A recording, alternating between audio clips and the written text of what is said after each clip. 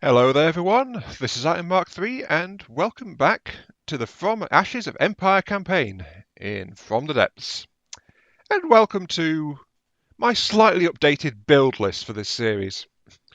What with the Steam update that came out at the weekend, I started experimenting and I also did as I said I would at the end of the previous episode, which was I started to refit my existing tank designs to make them a little bit more effective, and there have been some results.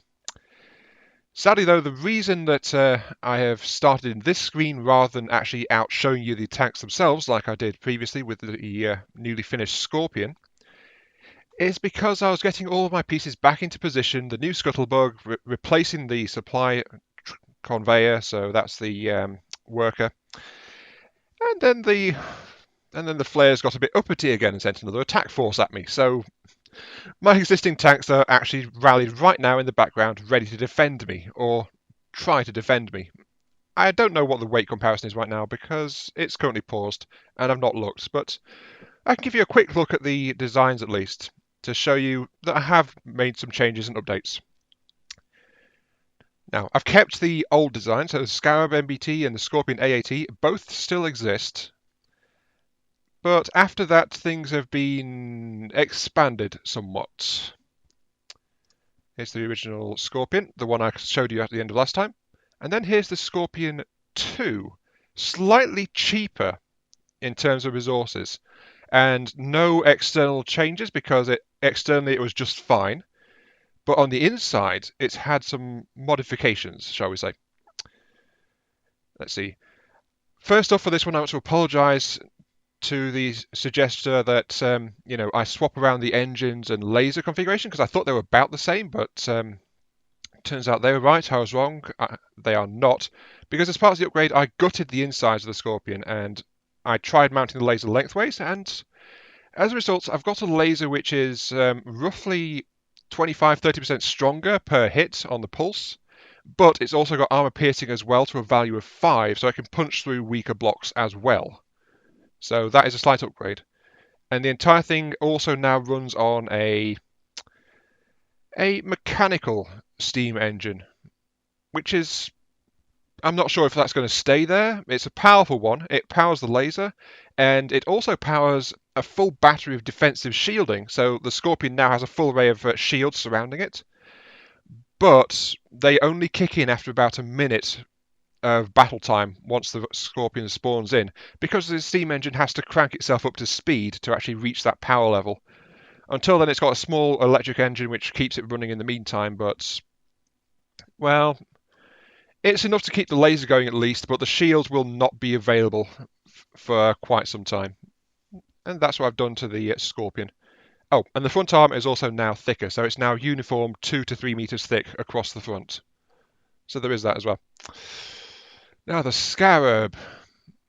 There was a comment about the Scarab as well, that it's actually a not very efficient tank. I defended the Scarab, saying that it's actually fairly good, but I revised my stance slightly. It's very good for a first tank, but it is not space efficient because it spreads itself out so much and it doesn't have much internal space. So from the original Scarab, I've also modified the track so it can go over hills and things. And the Scarab Mark II line is based on this improved chassis, which has also been fitted with a large electric engine for its power needs rather than a fuel engine like it had before. The explosives from the front have been removed, so it's now entirely explosive at the back only. That's where all of its combustibles are stored. It's now a sabot round rather than a high explosive round. The shots are faster and more piercing, and it's powered by a small steam turbine for its entire electric generation needs. And lastly, its backup weapon has been replaced. It's not an anti-aircraft cannon now, it's now a 3-rack missile launcher. And actually, I've just realised this is probably a bit boring for you guys to listen to. So, very quickly, the Scarab 2R is same chassis, modified with a railgun turret. It's got a single missile tube on the back as its backup weapon, but its prime weapon is a very fast, very highly piercing sabot fired from its main railgun. And it's got enhanced electric abilities to supply that and keep it going. It's also got a twin turbine engine rather than a single one. So it's got essentially double the power generation of the main MBT. And lastly, as an experiment, I've got the M-type, which I think I've misnamed here. No, I haven't. That's just the italics. The M-type Scarab 2 it's had its cannons stripped off, and instead it has a 12-rack missile launcher on the back of it, just for firing many, many missiles at the opponents. And that, apart from that, it's entirely the same chassis as the regular Scarab 2 MBT. So, yeah. Now then, I just wanted to very quickly run through that with you because, as I mentioned, incoming force, these things are about to get thrown straight into a fight. And there's the enemy force just in the distance over there. So let's go ahead and get this thing started. Because I'm now in deployment phase. Let's see. The main problem is, with high velocity rounds, the flayers have a great deal of, shielding. So that is a slight issue. Now there's the R-type, there's the M-type over there. Just like that.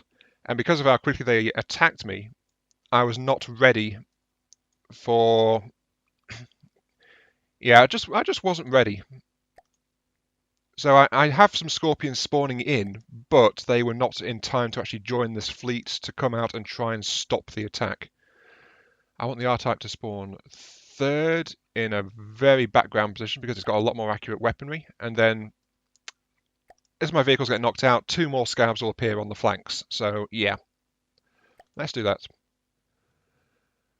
And I will appear in the Scarab M. Is everything spawned in? Everything is spawned in for land. So, okay, let's begin. And let's see how well these newly formed forces do.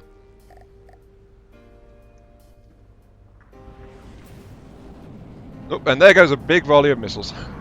Oh dear, one's going completely the wrong direction, but they've got 1 turn, so they don't mind too much.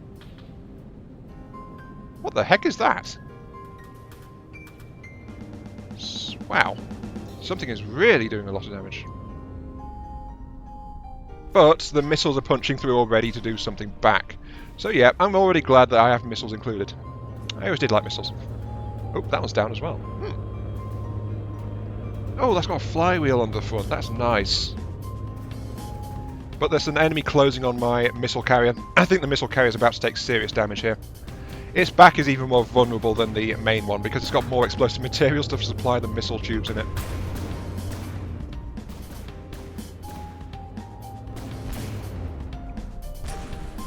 Oh, it's not really doing much at all, is it?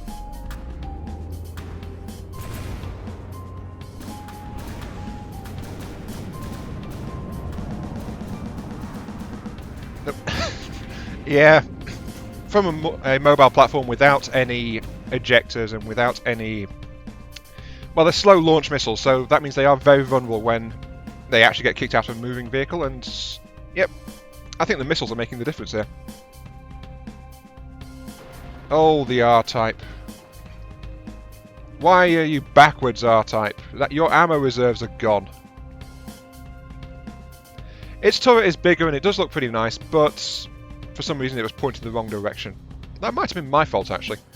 Or it tried to reposition itself, I'm not sure which. At least the shields are still working, though, as that deflected shot showed. Okay. How am I doing? Not too bad, all things considered. That's the resources from when my craft got wrecked. Yes.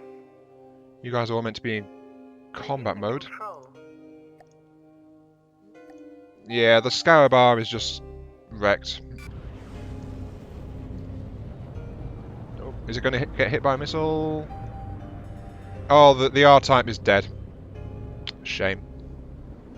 Oh well, they were both prototypes, so I wanted to see how well they did. That was an internal explosion on the launcher, wasn't it? Yeah, I think it was. Do they have anti-missile weapons? They must do, yeah. They must do. Yeah, they've got anti-missile weapons, I think.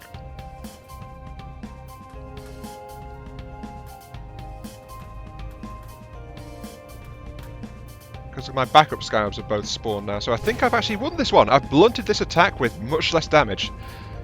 And I think it's mainly because of the miss... No, that's not an anti-missile weapon. Definitely not. I guess I'm seeing them more now because I've got particles on. So, I'm... Oh, jeez. Yep, you're dead. Very much so. I've blown up your entire rear section. Yep. These refitted designs are definitely a lot more effective. And, oh, that's an original version. Original version, yeah. I forgot. I had one left as the original version just to show as a comparison because I was planning to spawn in and then show it to you and then show you the other designs. So I had this one left as an original one to show that off. I've also retired all my prototype ones, by the way, so you won't be seeing any more of those, I don't think. And by that I mean the original prototype ones. Are you still alive? Yes, you're just fine. And the missiles are flying again. Though they're running out of fuel. They're trying to catch it, but yeah. I think this fight is done, so I'll get back to you as soon as I can wrap things up.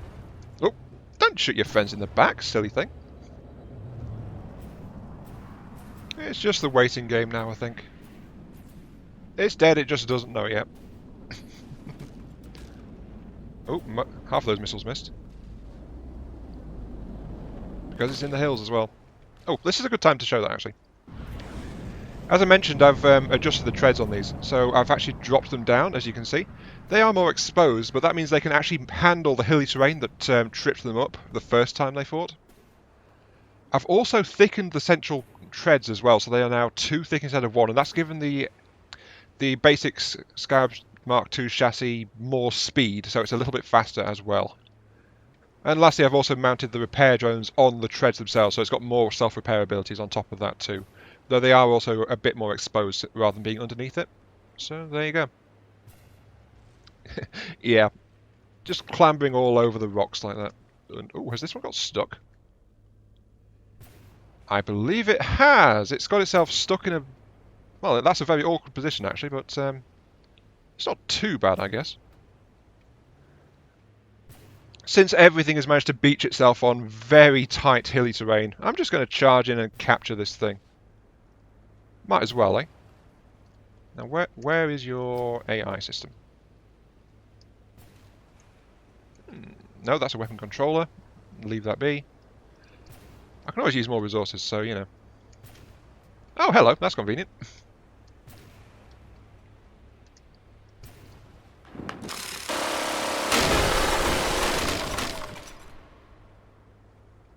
You're mine. Haha. Very much so. Now, is there something else left? Yes, there's one more enemy just somewhere to the south. A Slayer. Okay. Well, this one's worked itself free at least, so at least I got it free. I think the whole problem with the new ones is that I actually disabled reverse on them. So once they ploughed into something, they couldn't back out of it again.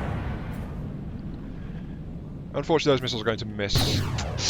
Yeah. Since they run on the same turret, the missiles actually have the same combat launching range as the cannons do, so they fire well outside their fuel range, unfortunately. That's one of the hazards of combining them. I wanted a shorter range missile, but the cannons are too long range for them. While I'm here, actually, let's quickly show you.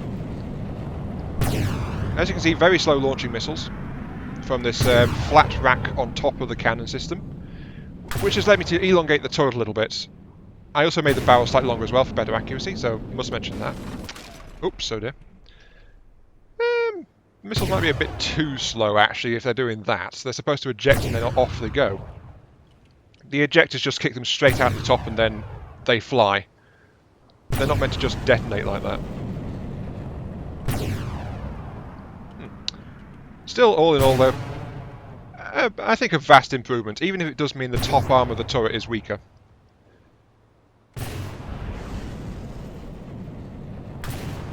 Actually, can I very quickly show you what's going on in... Why do I have a fuel refinery selected? Ugh, right. Here we go. Yeah, this is the new inner working of the Scarab 2 MBT. As you can see, there's the steam turbines. Ammo racks over here now. Lots of ACBs controlling the boilers and the shielding and things. Lots of resource storage at the front. I thought I took all that out. Ah, never mind. I'll leave it there. And one massive battery spanning across the vehicle, so yeah, that's what I've done to it. Now where's this last enemy?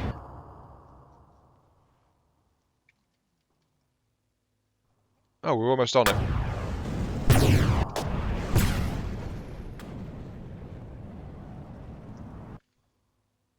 Don't say that it...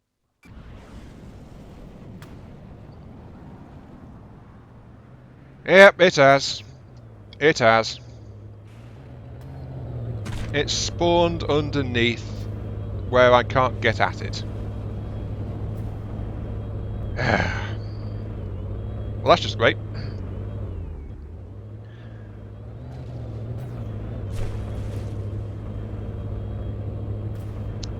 Yeah, that's something that the land campaign really does need, actually, to, you know, make sure that the land is spawned in before the ground vehicles try to appear on it.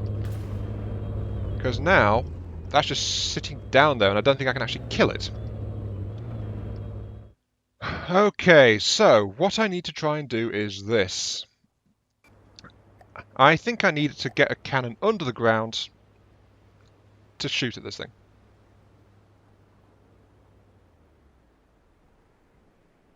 Which sucks. Oh, hello. No, it has just popped up. Never mind. You have full control.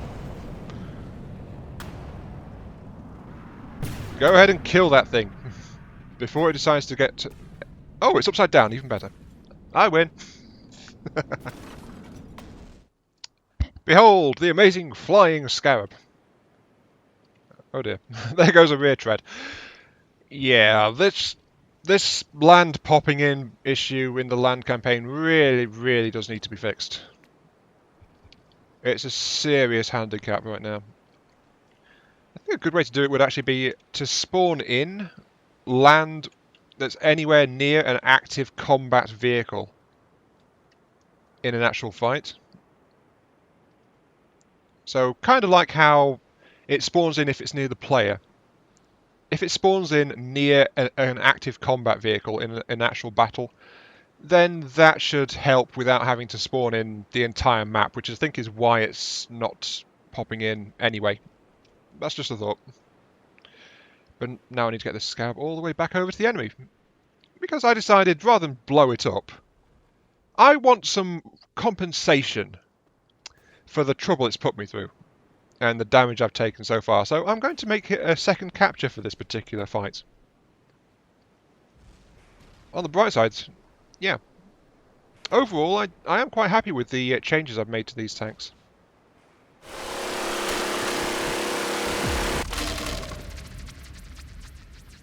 And it is done! This battered corpse is mine. Haha! This is mine. And it uses rubber blocks as skids, actually. I'd never thought of that one. Maybe I'll have to look at that sometime. Depends how much friction they have, though, if they're going to be effective. But these things seem to work okay when the when the ground has spawned in underneath them, that is. But yeah, okay. Let's get things organised again. I lost a scuttle bug, so that should have been fixed by now. Yes, that is. Okay. You can get straight back down to this resource zone over here, if you please. The Scarab force is regrouping. Okay, and I want it to be here, since that's where all the attacks are coming from. Those are my two captured units. Which are just going to limp off, really. Yeah, the priest and the slayer. That slayer is still worth over 6,000 resources. That's okay. The priest, though, is my main capture, worth 9.5. So that's almost as much as a new tank. Pull everything out so they can get moving. Oh, that's something I forgot to mention. The Scorpions are about the same size, but the new Scarab line is more expensive than the previous generation of tanks, so I won't be able to deploy them.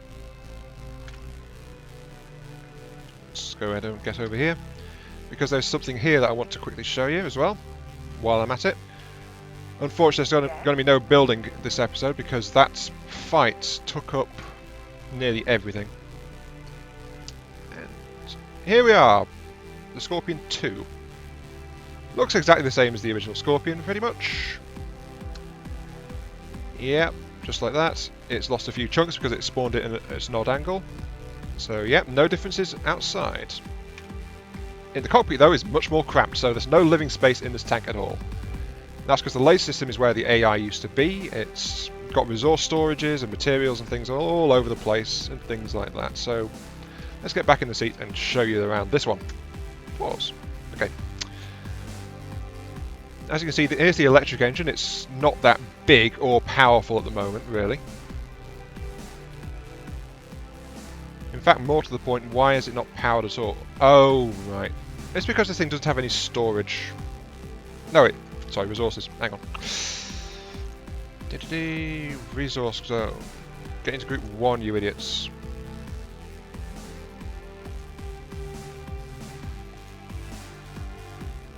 I forgot, I haven't set these things up for resources, so here we go, that'll get things running.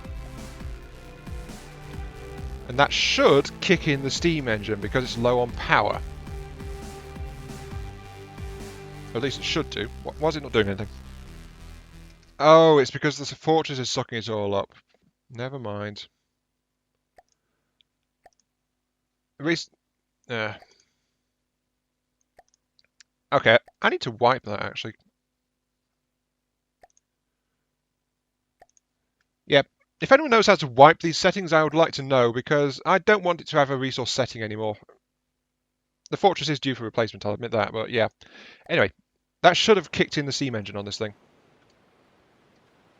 Yep, power's going up, that means the engine is running. Here we go. No, it's not. Why aren't you... What? Oh. Of course, hang on. Battery is above 99%. Enemy range, or no enemies. Enemy range, boiler set to 1, okay. That's the shield one. So this thing will turn its shields off just fine. It'll crank up its boiler. Oh, it only turns the boiler on if the enemies aren't anywhere near. So there we go. Okay, I have to manually start it up. Or I need a new ACB to actually do that. Fine. Anyway, this is the steam engine it's got. It's got 2 large boilers coupled to 2 small boilers for a single boiler assembly. Yep, there it goes. And it's got an 8-piston arrangement, sorry, a 10-piston arrangement actually, to make sure that it shouldn't overload itself. And that's also coupled to a generator which will generate power for the battery system, which is why if the battery kicks up to full power, the engine will actually start to wind down. I've installed ACBs to do this on both of the new tanks, so that when the power is not actually needed, then the engines will shut themselves off and stop burning resources, and then they should kick in again once they're actually ready. Though that said, this means the Scorpion design is actually flawed. It needs an additional ACB which will kick in the boilers if battery power drops below a certain point. I guess I forgot to put that in. So, okay, let's install that here. Activate when battery below half, I would say. Yeah, half. So that means that when it spawns, it should kick in the steam generators as well. Set boilers to full power. There we go, okay. As you can see, it's generating pretty much 5,500 energy. More than enough for the generator and the shields, since it's got all-round shielding. So that is what I've done with the entire thing. And the entire laser assembly now runs the entire length of the tank, so that's why that's more powerful. I can't exactly show it to you, really. Well, I can, but not against a target. Because it's just the same laser. It just hits harder and it can punch through blocks, as I said before, so that's all that does. And now I've shown you the insides of the 2 tanks, so this one has actually required a slight update. So, save that. There's the Scorpion 2 AT, yep. And where's the other one? Over there. And of course it bounces. Session for that might want to have them spawn slightly above the ground. Like, not much, like a meter or two at most. And then retrofit you to version 5. There we go. That means that one should actually start winding up as well.